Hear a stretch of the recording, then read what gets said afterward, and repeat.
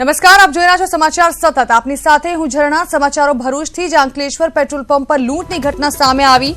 બે શખ્સોએ હથિયાર બતાવી 2 લાખથી વધુની આચરી છે લૂંટ. લૂંટારુઓ સીસીટીવીમાં કેદ થઈ ગયા છે, ત્યારે હાલ સીસીટીવીના આધારે પોલીસે તપાસ શરૂ કરી છે. લૂંટારુઓએ પેટ્રોલ પંપ પર આ લૂંટ ચલાવી હતી, જેના સીસીટીવી દ્રશ્ય સામે આવી ગયા છે. આપ જોઈ રહ્યા છો કે કઈ રીતે હથિયારધારો શખ્સ જે છે તેઓ લોકોને હથિયારો બતાવી લૂંટની આ ઘટનાને અંજામ આપી રહ્યા છે.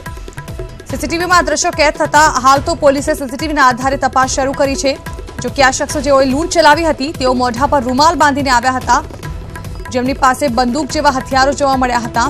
તેઓએ બંદૂકની અડીએ આ લૂંટ ચલાવી અને 2 લાખની લૂંટ ચલાવી તેઓ ફરાર થઈ ગયા છે. જો કે સીસીટીવીમાં તેઓના ચહેરા સ્પષ્ટ રીતે નથી જોઈ શકાતા, કારણ કે તેમના ચહેરા પર તેઓએ રૂમાલ બાંધેલો છે. તે છતાં પણ હાલ તો સીસીટીવી પોલીસે કબજે કર્યા છે અને તેની તપાસ કરવામાં આવી રહી છે. આ અંગે વધુ માહિતી અમારા સંવાદદાતા જય વ્યાસ આપી રહ્યા છે. જય, સીસીટીવી સામે આવી ચૂક્યા છે. આ લૂંટની ઘટનાને અંજામ આપનાર શખ્સોને લઈને પોલીસ હાલ કઈ દિશામાં તપાસ કરી રહી છે?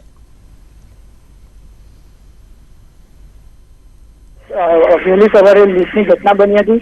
પોલીસ હાલ સીસીટીવી ફૂટેજ મેળવ્યા છે અને જે સીસીટીવી ફૂટેજમાં 2 લોકો દેખાય છે તો તેઓની ધરપકડના ચક્રો ગતિમાન કર્યા છે. આ જે બંને લૂંટારુઓ છે તે કોલેજના યુવાનો હોય તેવું પોલીસને લાગી રહ્યું છે, તો પોલીસે એ દિશામાં તપાસના ચક્રો ગતિમાન કર્યા છે. જી જણા. જી બિલકુલ જય, આભાર. તો સીસીટીવીના આધારે હાલ પોલીસે તપાસ શરૂ કરી છે. લૂંટની આ ઘટનાને અંજામ આપવામાં આવ્યો હતો હથિયારો સાથે. મોરબીના લાતી પ્લોટ વિસ્તારમાં ચાલુ બાઇકમાં હાર્ટ એટેક આવતા આધેડનું મોત થયું. ડબલ સવારી બાઇકમાં પાછળ બેઠેલા આધેડને હૃદયરોગનો હુમલો આવતા મોત થયું છે. મોતની આ સમગ્ર ઘટના સીસીટીવીમાં કેદ થઈ છે. આ ઘટના 8 જાન્યુઆરીના બપોરની છે. હૃદયરોગનો હુમલો આવ્યા બાદ આધેડ ઊભા થઈ ગયા હતા અને હાજર લોકોએ પાણી પીવડાવી સારવાર માટે ખસેડ્યા હતા. તે સમય દરમિયાન ફરી હુમલો આવતા હોસ્પિટલમાં પહોંચે તે પહેલા જ વૃદ્ધનું મોત નીપજ્યું હતું. હૃદયરોગથી હુમલાનો વિડીયો સોશિયલ મીડિયામાં વાયરલ થયો છે.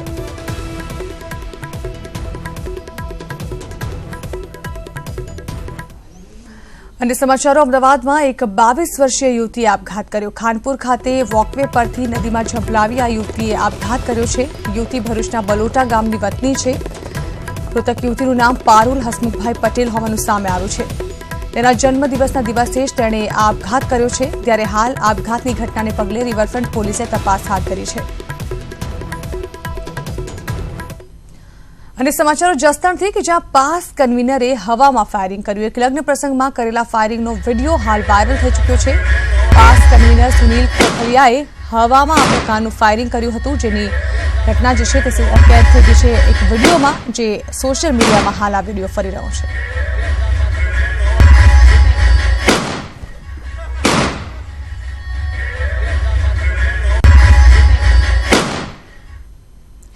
અમદાવાદના સોલા વિસ્તારમાં મોબાઈલ સ્નેચિંગની ઘટના સામે આવી, જેની યુવકે ફરિયાદ નોંધાવી છે. ચાલતા જતા યુવકના હાથમાંથી મોબાઈલ ખેંચી શખ્સો ફરાર થઈ ગયા છે. બાઇક પર આ લૂંટારૂ શખ્સો આવ્યા હતા, ત્યારે હાલ તો આ મોબાઈલ સ્નેચર્સની પોલીસે હાથ ધરી છે તપાસ.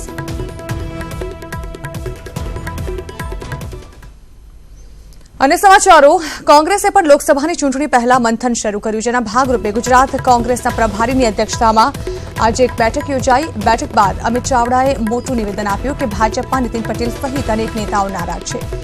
ત્યારે આવતીકાલે અનેક કાર્યકરો કોંગ્રેસનો ખેસ પહેરશે તેવો દાવો પણ અમિત ચાવડાએ કર્યો. આ દેશની જનતા ભારતીય જનતા પાર્ટી એનડીએને જાકારો આપવાનું મન બનાવી ચૂકી છે.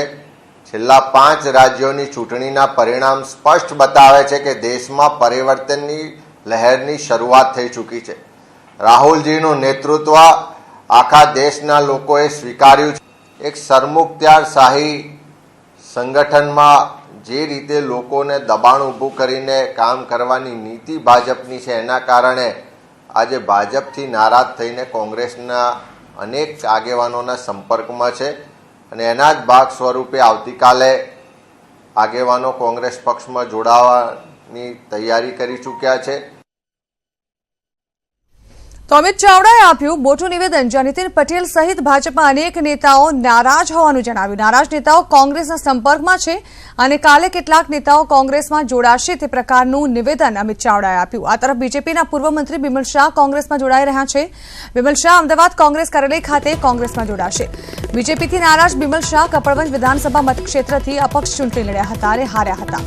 ઉલ્લેખનીય છે કે બિમલ શાહ કપડવંજથી બીજેપીના ધારાસભ્ય પણ રહી ચૂક્યા છે.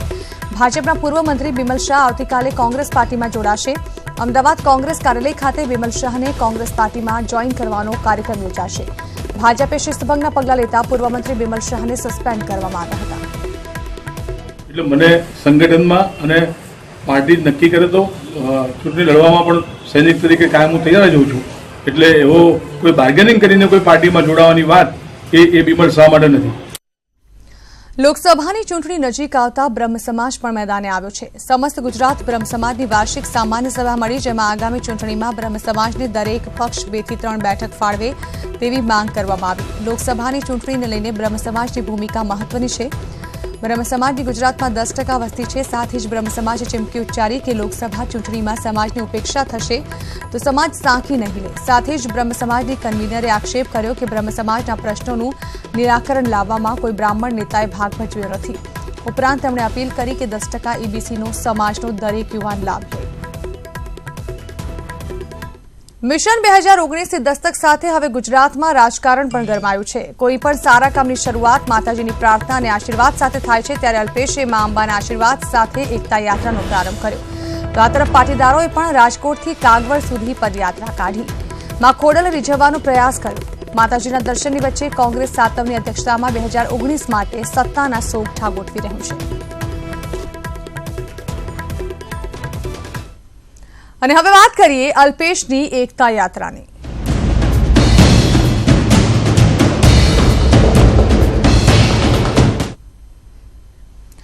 લોકજુવાળ વચ્ચે અલ્પેશ ઠાકોરે આજે એકતા યાત્રાનો પ્રારંભ કર્યો. વ્યસન મુક્તિ અને બેરોજગારી મામલે અલ્પેશ ઠાકોરે સમગ્ર ઉત્તર ગુજરાતમાં ફરશે. મા અંબાના દર્શન કરી પોતાની યાત્રાનો પ્રારંભ કર્યો.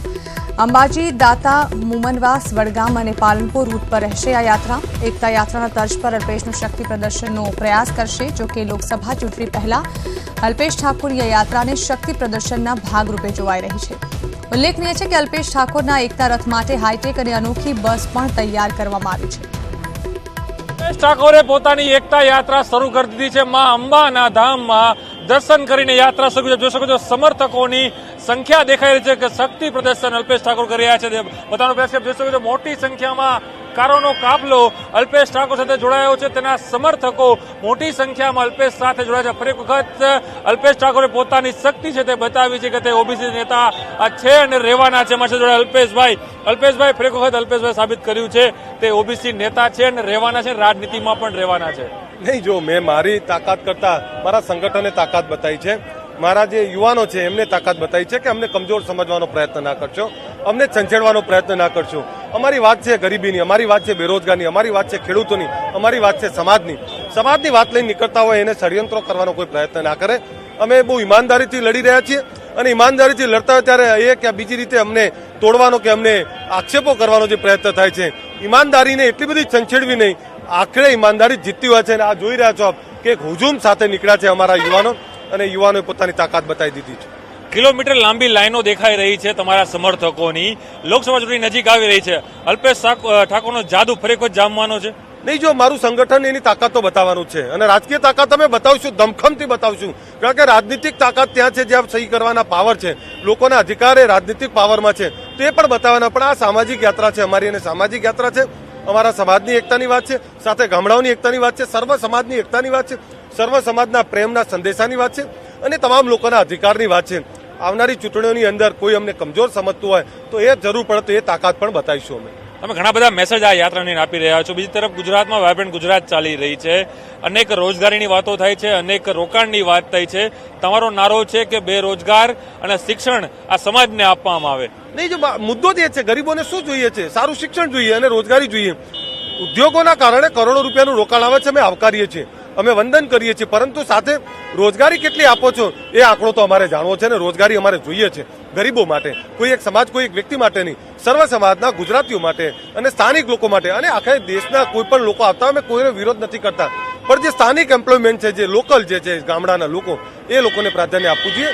આ અમારી અન્ય સમાચારો. બનાસકાંઠાના લાખણીમાં બસ સ્ટેન્ડના ખાતમુહૂર્ત પહેલા વિવાદ થયો. આમંત્રણ પત્રિકામાં સ્થાનિક ધારાસભ્યનું નામ લખવામાં ન આવ્યું. ધારાસભ્ય શિવાભાઈ ભુરિયાનું નામ ન લખતા વિવાદ સર્જાયો. ધારાસભ્ય કોંગ્રેસના હોવાથી નામ ન લખાયું હોવાનું સામે આવ્યું છે અને ધારાસભ્યનું નામ નહીં લખાય તો કોંગ્રેસ વિરોધ કરશે તેવી પણ ચીમકી આપી છે. એસટી વિભાગના ડીજીને ફોન કરીને પૂછતા કે ભાઈ તમે પત્રિકા છપાઈ છે, એમાં મંત્રી તો ચોટાયા અધિકારી છે, તમે નામ લખશું બરાબર છે, પણ મારું નામ ન લખશો અને તમે કેસાનું નામ કઈ રીતે લખશું? તો એમનું કહેવું એવું થાય છે કે અમને ઉપરથી તોથી સૂચના આપવામાં આવી છે કે ભાજપના વ્યક્તિઓનું જ નામ લખવાનું. કોઈ પણ સરકારનો કાર્યક્રમ હોય એમાં પાર્ટીના કોઈ પણ વ્યક્તિનું નામ લખવું વ્યાજબી નથી.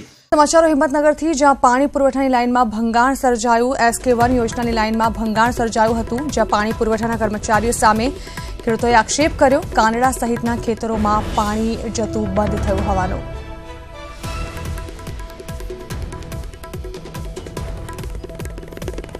મહુવામાં લોકો માટે મહી પરિયેજ યોજના આધારિત 3 દિવસે પાણી વિતરણ કરવામાં આવે છે. તેવામાં મહુવા ગ્રાઉન્ડ પાસે આવેલ ઓવરહેડ ટેન્ક પાલિકાના કર્મચારીની બેદરકારીને કારણે ઓવરફ્લો થઈ જવા પામી હતી, જેથી અહીંનો વિસ્તાર આખો પાણી થઈ ગયો હતો. આશરે 2 લાખ લીટર પાણીનો વેડફાટ માત્ર ને માત્ર પાલિકાની ભૂલને કારણે જ થયો છે તેવું પાલિકાના ઇજનેરે જણાવ્યું.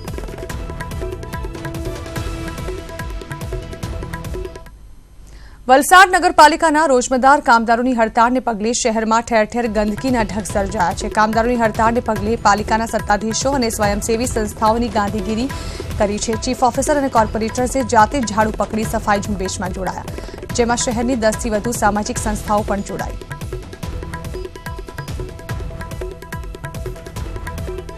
સુરતમાં સરકારે નવી જાહેર કરેલી નીતિ સામે વિરોધ સામે આવ્યો. ખેડૂતોએ બોલાવી બેઠક. રિંગ રોડના નામે ઇન્ડસ્ટ્રીયલ કોરિડોર બનાવવાનું ષડયંત્ર સામે આવતા જમીન હડપી લેવાનો ખેડૂતોએ આક્ષેપ મૂક્યો છે.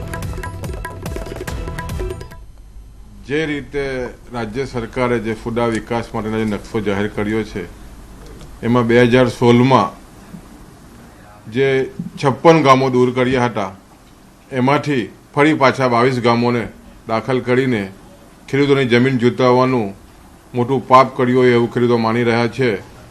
ખેડૂતોમાં ખૂબ અસંતોષ છે. 56 ગામોને રદ કરીને ફરી પાછા 22 ગામોને દાખલ કરવા માટે આ સરકાર જે પ્રયત્ન કરી રહી છે એનો ખેડૂતો સખત શબ્દમાં વિરોધ કરે છે. અરવલ્લી જિલ્લામાં સરકારે તુવેરમાં ટેકો તો આપ્યો, પણ સરકારનો ટેકો ખેડૂતોને વજનદાર અને ભારે ખમ લાગ્યો, જેથી ખેડૂતે નિશાસો મૂક્યો અને ટેકાની ખરીદીમાં નિરસતા બતાવી.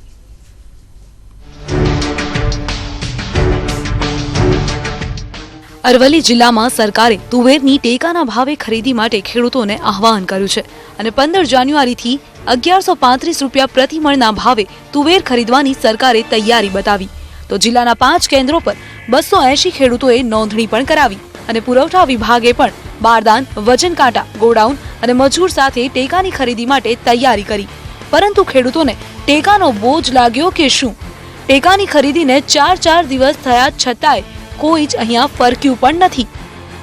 સરકાર શ્રીના 1135 રૂપિયા ભાવ છે. બજાર ભાવ પણ અમારા ખ્યાલ મુજબ ટેકાના ભાવની આજુબાજુ જ હોઈ શકે, જેથી કરીને કોઈ ખેડૂતો અહીંયા આવ્યા નથી. અરવલ્લી જિલ્લામાં કુલ મળીને 5,512,000 હેક્ટર જમીનમાં તુવેર તૈયાર થઈ છે. સરકારે આ તુવેરમાં ખેડૂતને પ્રતિ મણે રૂપિયા 1135 રૂપિયાનો ટેકો પણ આપ્યો, પરંતુ ખેડૂતોએ સરકારના ટેકાનો ટકો પણ નથી લીધો. આ ખાલીખમ ગોડાઉન તેની સાક્ષી પૂરે છે અને ખેડૂતોનો ખાલીપો વ્યક્ત કરે છે. ત્યારે સવાલ એ થાય છે કે નોંધણી થયેલા 280 ખેડૂતો ગયા ક્યાં? જાણવા મળ્યું છે કે ખેડૂતો છેલ્લા 1 અઠવાડિયામાં બજારમાં 100 બોરી તુવેરને 1046ના ભાવે વેચી આવ્યા છે. કારણ કે એક તરફ ભાવ મેળવવા માટે વાટ જોવાનું ખેડૂતોને વસમું પડતું હતું, તો બીજી તરફ પૈસા મેળવવા માટે 1 થી 1.5 મહિના જેટલી રાહ પણ જોવી પડતી હતી. અમે પહેલા બજારમાં વેચવાનું પસંદ કરીએ છીએ, કારણ કે લગ્નની સિઝન હોવાથી અત્યારે દરેકને પૈસાની જરૂર હોય અને બજારમાં વેચો તો જ પૈસા તમને રોકડા મળે છે. ખેડૂતે 89 રૂપિયાની ખોટ ખાઈને પણ બજારમાં તુવેર વેચવાનું મુનાસિબ સમજ્યું છે. તે સ્થિતિમાં સવાલ એ છે કે ક્યાં સુધી સરકારનો ટેકો બોજલ રહેશે, ક્યાં સુધી ખેડૂતને તડવડવું પડશે. Bureau report, news 18 Gujarati. Navsari જિલ્લાના 6 ગામોમાં આજે સવારથી ચૂંટણીને લઈ રાજકીય ગરમાવો જોવા મળ્યો, જેમાં જલાલપોર તાલુકાના 4 અને નવસારી તાલુકાના 2 ગામોની ચૂંટણી સહિત જિલ્લાના 15 ગામોમાં પેટા ચૂંટણી યોજાઈ હતી. જોકે ચૂંટણી પૂર્વે જલાલપોરનું બોરસી ગામ સમરસ જાહેર થયું હતું, જ્યારે જિલ્લામાં 7 ગામોના 7 વોર્ડની અનામત બેઠકો પર ઉમેદવારો ન મળતા બેઠકો ખાલી રહી હતી. જોકે આજે સવારથી જ શરૂ થયેલી ચૂંટણીમાં મતદારોમાં ઉત્સાહ જોવા મળ્યો હતો. મતદાન મથકમાં યુવાનો અને વૃદ્ધો સહિત દિવ્યાંગો પણ મતદાન કરવા ઉત્સાહ સાથે મતદાન માટે પહોંચ્યા હતા. તો આ તરફ દીવાદાંડી માછીવાડ ગામમાં ગાયને ઉમદા નેતૃત્વ મળે તે આશાએ ગામના એનઆરઆઈ પણ મતદાન માટે આવ્યા હતા. દીવાદાંડી બોરસી માછીવાડનું જે ગ્રામ પંચાયતનું ચૂંટણી છે એ ચૂંટણી આમ ગ્રામ પંચાયત છે અને સ્થાનિક ઉમેદવારો ઊભા રહેતા હોય એટલે સંવેદનશીલ ગણાય છે, પરંતુ શાંતિપૂર્ણ રીતે અને પૂરતા પોલીસ બળ તેમજ પ્રશાસન દ્વારા મતદાન શરૂ થઈ ગયેલું છે અને ખૂબ મોટા પ્રમાણમાં મતદાનો ઉત્સાહભેર મતદાન કરી રહ્યા છે અને શાંતિપૂર્ણ માહોલ છે. મારા ગામની અંદર સરકાર પ્રોટેક્શન વોલ અને સારી યોજનાઓ આપે, મારા ગામમાં પાણી આવતું બંધ થાય અને મારા ગામ સુરક્ષિત થાય એ ઉદ્દેશ્યથી હું સ્પેશિયલ અમેરિકાથી આવ્યો છું અને મારો કિંમતી મત આપી સારો ઉમેદવાર આવે, એમને વિજય બને અને મારું ગામ સુરક્ષિત થાય એવી આશા રાખું છું. દાહોદમાં આજે ગ્રામ પંચાયતોના સરપંચ સભ્યોની ચૂંટણી થઈ રહી છે. જિલ્લાની 2 ગ્રામ પંચાયતના સરપંચ પદ માટે પેટા ચૂંટણી યોજાઈ. મુદત પૂરી થતી 21 ગ્રામ પંચાયતના સરપંચ અને સભ્યોની ચૂંટણી યોજાઈ હતી.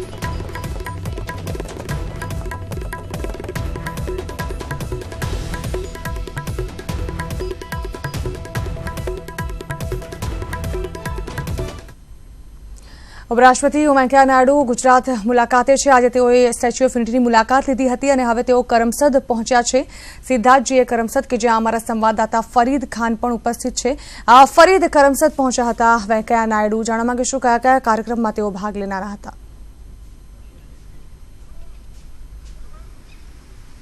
ઝરણા, ચોક્કસ આજે ઉપરાષ્ટ્રપતિ વેંકૈયા નાયડુ આજે ગુજરાતની મુલાકાતે છે. સૌ પ્રથમ તેમણે સરદાર પટેલની જે વિશ્વની સૌથી ઊંચી પ્રતિમા છે સ્ટેચ્યુ ઓફ યુનિટી તેની મુલાકાત લીધી. ત્યારબાદ વાઇબ્રન્ટ સમિટમાં ગયા અને હવે બિલકુલ અહીંયા અત્યારે જ્યાં હું સરદાર પટેલ મેમોરિયલ ટ્રસ્ટ જે કરમસદ છે ત્યાં આગળ ઉપસ્થિત છે અને બિલકુલ ઉપરાષ્ટ્રપતિ વેંકૈયા નાયડુનું આગમન જે છે ઝરણા એ કરમસદમાં થઈ ગયું છે. અત્યારે એ જે કરમસદમાં જે પૌતુક નિવાસસ્થાન જે સરદાર પટેલનું જે છે તે નિહાળી રહ્યા છે. જોકે ત્યાં મીડિયા અને જે પ્રોટોકોલ પ્રમાણે ત્યાં પરવાનગી આપી નથી અને અત્યારે અહીંયા હવે થોડીક જ ક્ષણોમાં જે ઉપરાષ્ટ્રપતિ વેંકૈયા નાયડુ જે સરદાર પટેલ જે વિઠ્ઠલભાઈ પટેલ જે મેમોરિયલ ટ્રસ્ટ છે ત્યાં આગળ તેમના આગમનની બિલકુલ હવે તૈયારી છે. આપ જોઈ રહ્યા છો કે અહીંયા સુરક્ષા વ્યવસ્થા જડબે સલાખ છે ઝરણા અને તમામ રીતે અહીંયા જે તૈયારીઓ જે છે તેમના આગમનને લઈને એ પૂર્ણ કરી લેવામાં આવી છે. અહીંયા તેઓ જે સરદાર પટેલના જીવન ચરિત્ર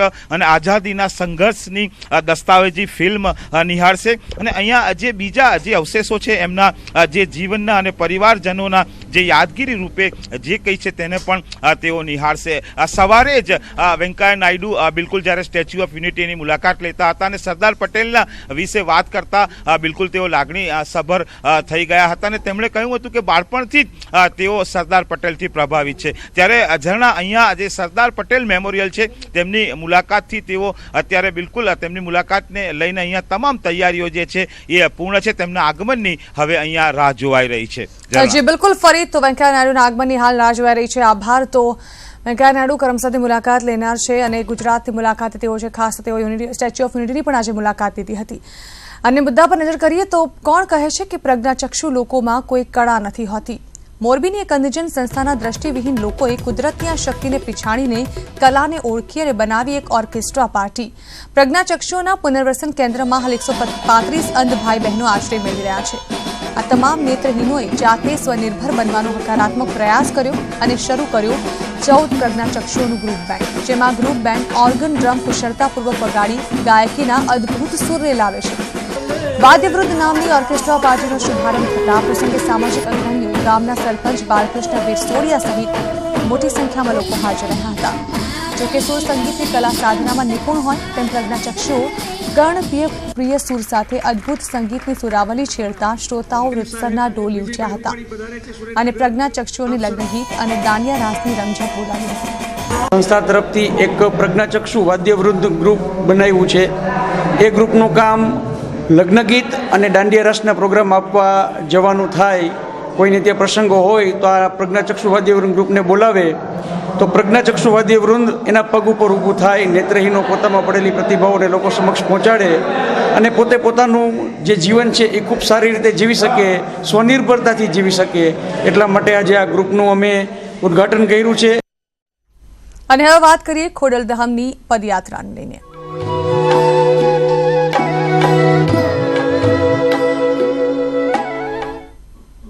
ખોડલધામ મંદિર પ્રાણ પ્રતિષ્ઠા મહોત્સવને આવતીકાલે 2 વર્ષ પૂર્ણ થઈ રહ્યા છે. પ્રાણ પ્રતિષ્ઠા મહોત્સવના 2 વર્ષ પૂર્ણ થતાં તેની ઉજવણીના ભાગરૂપે ખોડલધામ મહિલા અને વિદ્યાર્થી સમિતિ દ્વારા પદયાત્રાનું આયોજન કરવામાં આવ્યું હતું. રાજકોટના માયાણીનગર સ્થિત સરદાર ભવન ખાતે સવારે મોટી સંખ્યામાં લેઉવા પટેલ સમાજના લોકો આવી પહોંચ્યા હતા. ખોડલધામ ટ્રસ્ટના પ્રમુખ નરેશ પટેલ દ્વારા માતાજીના રથની આરતી ઉતારી બાદમાં પદયાત્રાનું પ્રસ્થાન કરાવવામાં આવ્યું હતું. આજે રાજકોટમાં શરૂ થયેલ કાગવડ ખોડલધામ સુધીની 60 કિલોમીટરની પદયાત્રામાં 6000 જેટલા લોકો જોડાયા હતા અને સાથે જ 500થી વધુ સ્વયંસેવકો ખડે પગે સેવા આપી રહ્યા હતા. ઉલ્લેખનીય છે કે આવતીકાલે પ્રાણ પ્રતિષ્ઠા મહોત્સવ દિવસ હોવાથી કાગવડ ખાતે ઓલ ઇન્ડિયાના કન્વીનર્સ અને હોદ્દેદારોનું સ્નેહ મિલન અને સ્ટેજ કાર્યક્રમ છે, જેમાં રાજ્યના મુખ્યમંત્રી વિજય રૂપાણી પણ ઉપસ્થિત રહેશે.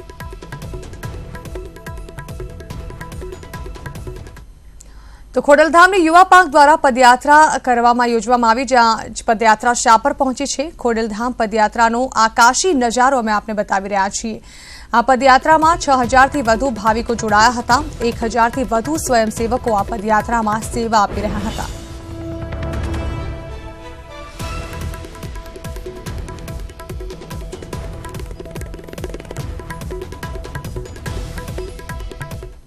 લેવા પટેલ સમાજ માટે ગૌરવનો દિવસ છે. ખોડલધામ માં ખોડિયારના વધામણા 2 વર્ષના આજે પૂરો થાય છે. ત્યારે ખોડલધામ વિદ્યાર્થી સમિતિ, ખોડલધામ મહિલા સમિતિ અને ખોડલધામના દરેક જિલ્લાના ભાઈઓ બહેનો આજે પદયાત્રા સાથે રાજકોટથી કાગવડ સુધી માં ખોડલના સાનિધ્યમાં માની આરાધના કરવા જઈ રહ્યા છે. ત્યારે આ દરેક યુવાનો ભાઈઓ બહેનોને મારા અભિનંદન પાઠવું છું અને આ યાત્રા સફળ અને સુખદાયી રહે એવી માં ખોડલ પાસે પ્રાર્થના કરું છું. આવતીકાલનો નરેશભાઈ કયા પ્રકારનો કાર્યક્રમ હશે? આવતીકાલે મહત્વનો દિવસ છે, ત્યારે ખોડલધામમાં કયા પ્રકારનો કાર્યક્રમ હશે? 21 તારીખ 21 જાન્યુઆરી એટલે લેવા પટેલ સમાજ માટે માં ખોડલનો દિવસ છે. આવતીકાલે માના પધરામણાના 2 વર્ષ પૂરા થાય છે. ત્યારે ઓલ ઇન્ડિયા કન્વીનર મીટ એટલે કે આખા ભારતમાંથી દરેક ગામમાંથી જ્યાં લેવા પટેલ સમાજ વસે છે ત્યાંથી અમારા કન્વીનર ભાઈઓ અને બહેનો વધારશે અને ત્યાં એક સ્નેહમિલનનું આયોજન છે. સાથે સાથે આગામી ખોડલધામના જે કાર્યક્રમો ભવિષ્યના છે, જે ડેવલપમેન્ટના કાર્યો છે, એની પણ કાલ ચર્ચા થશે અને એ સાથે દરેક ભાઈઓ બહેનો માતાજીની આરતી અને ધ્વજારોહણનો લાભ લઈ અને ત્યાંથી બપોર પછી છૂટા પડશે. તો આ હતા અત્યાર સુધીના તમામ ખાસ સમાચાર. વધુ સમાચાર માટે આપ જોતા રહો ન્યૂઝ 18 ગુજરાતી. નમસ્કાર.